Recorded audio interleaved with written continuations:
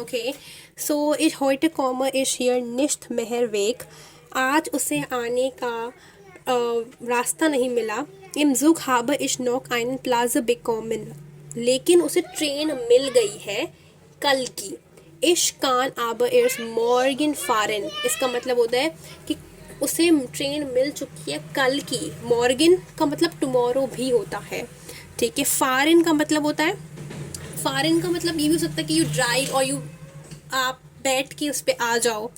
Conan सी मिश 14:30 उर फ्रैंकफर्टर हाउप्टबाhnhof abholen। क्या उसे 14:30, जिसको अगर मैं 12 आवर वाले फॉर्मेट के अंदर लिखूँ तो 2:30 पे, क्या उसे जो बैथमैन है वो लेने आ सकता है। हाउप्टबाhnhof का मतलब क्या होता है, train station. We studied maybe this yesterday. हमने बानूफ का मतलब पढ़ा था। हाउप्ट बानूफ का मतलब होता है मेन ट्रेन स्टेशन, जो सिटी का। अब होलन का मतलब होता है पिक करना। अब कोई आप में से मुझे बता सकता है कि अब होलन कौन सा वर्ब है। I guess you have studied this in your lectures in grammar. अब होलन, if not it's okay, I'll tell you। oh yes Varsha, please speak।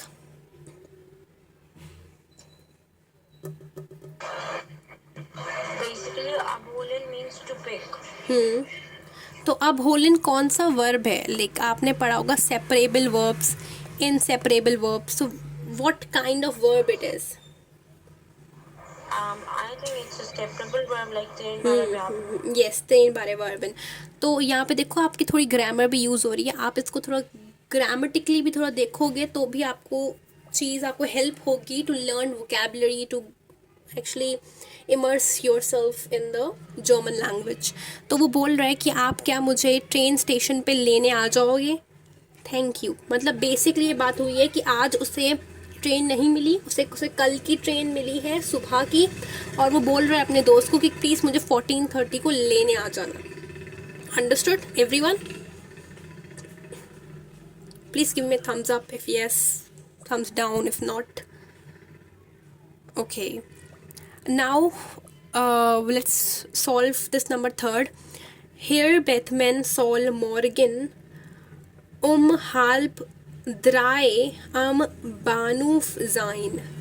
इसका मतलब ये है कि हेयर बैथमैन जो है, सॉल का मतलब क्या होता है, शुड। मॉर्गन का मतलब क्या होता है, टुमारो। ओके, मॉर्गन। अब for people who get confused, अब देखिए मॉर्गन के दो मतलब है। मॉर्गन इधर मीन्स मॉर्निंग और इट मीन्स टुमारो, ठीक है, इन जर्मन। तो यहाँ पे जो मॉर्गन यूज हुआ हुआ है वो टुमारो का हुआ हुआ है। कि हेयर मैथमैन जोल का मतलब होता है should, should tomorrow half dry. अब हाल्प द्राए ये कौन सा टाइम है, इज इट ऑफिशियल टाइमिंग और unofficial timing. We discussed about this yesterday. हाल्प द्राए, तो व्हाट डू यू थिंक क्या है, इनऑफिशियल और ऑफिशियल टाइमिंग।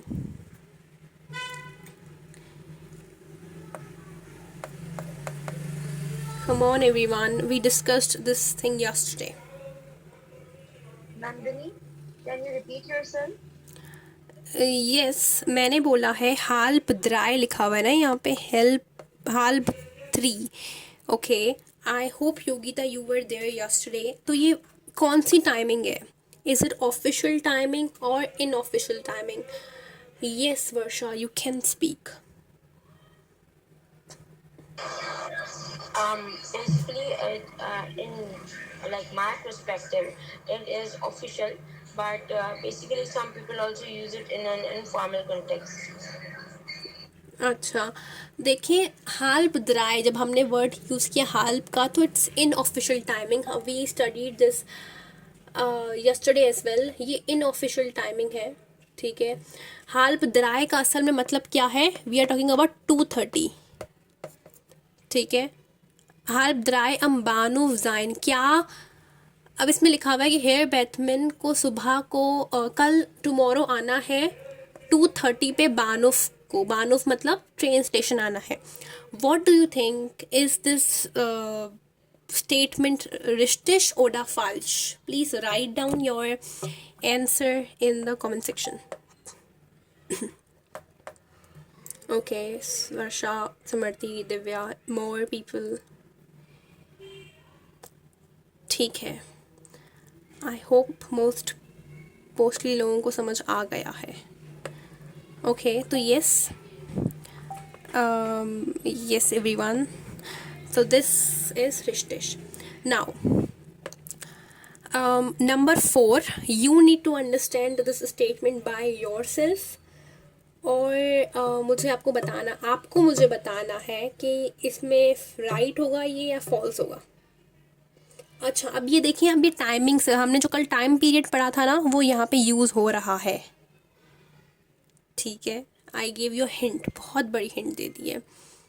तो now let me know, is it रिश्टिश और फाल्श, and you need to understand the statement by yourself. बहुत इजी वर्ड्स लिखे हुए हैं इसके अंदर.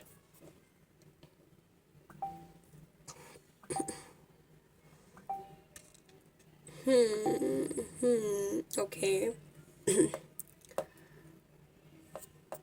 Okay, mostly people are saying it's right, but unfortunately, on a very sad note, I want to say the correct answer is false.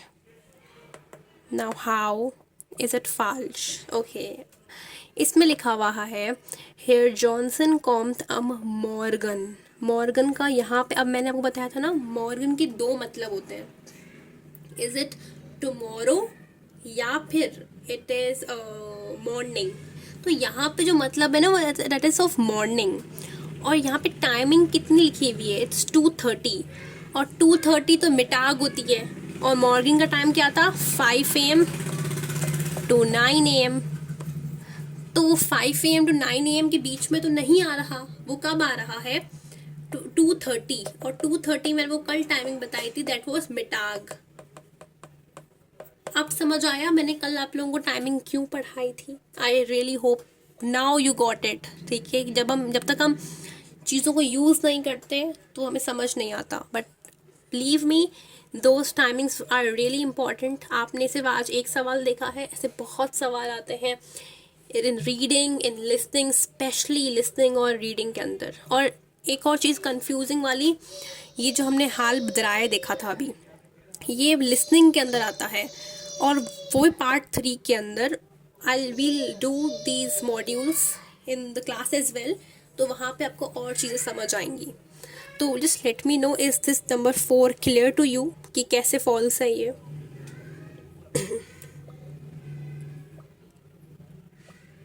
ठीक है, okay. Next is okay, number 5. I hope number 5 के अंदर बहुत आसान लिखा हुआ है. You guys can understand के what's the answer. either it's like richtig oder falsch. What do you think? Please write down in the comment section.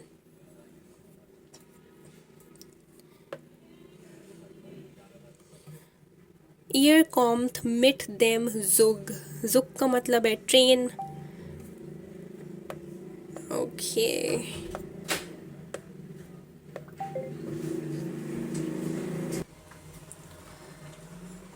और अगर हम इसका नंबर 5 का सेंटेंस पढ़ें तो इट्स लाइक ईयर कॉम्थ मिट देम जुग. इसका मतलब है ही इज़ कमिंग फ्रॉम ट्रेन. वो ट्रेन के ज़रिए ट्रैवल कर रहा है. तो अकॉर्डिंग टू पैसेज हमने पढ़ा था कि that yes he is coming through train. तो of course this statement is right. रिश्टिश होगा इसका आंसर. एंड इसके साथ ही our topic is completed. This was style 1 of reading passage of German A1. We'll be doing Teil 2 and Teil 3 and other modules as well in my next video. Till then, take care and thank you for watching. If you want more videos, please like, share and subscribe to my channel. Thank you for watching.